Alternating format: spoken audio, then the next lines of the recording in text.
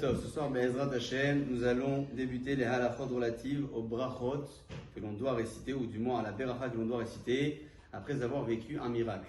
Je ne parle pas de la bracha du Gomel, il faut bien distinguer les choses.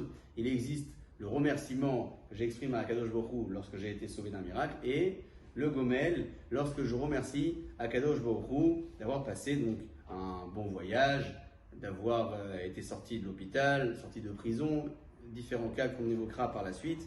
Parlons dans un premier temps de la beracha, ou du moins de la phrase que l'on doit exprimer au moment où l'on a vécu un miracle. La halakha considère que lorsqu'une personne a été sauvée d'un danger, un danger certain, c'est-à-dire que les voleurs sont venus le cambrioler la nuit et puis c'est qu'il a échappé au pire, ou il a été épargné d'un accident de voiture par exemple, ou malheureusement il a été poignardé et il a été sauvé de cela. Lorsqu'il passe à l'endroit même où les événements se sont passés, il remerciera Akadosh Baruch Hu et il dira Baruch She'asali Nes Bamakom Hazeh. Donc ce n'est pas la bracha du Gomel, c'est une beracha que je dirais en passant à l'endroit où le miracle s'est passé. La bracha du Gomel, c'est une bracha complémentaire qu'on abordera par la suite. Est-ce que cette beracha doit se dire avec le Shem ou Malchut, donc avec le nom d'Akadosh Baruch Hu ou non?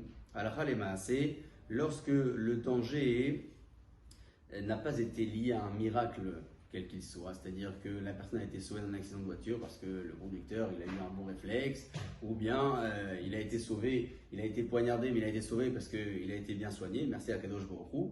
Dans ce cas-là, il ne dira pas la beracha de She'asali Nes avec le Shem ou Malchut.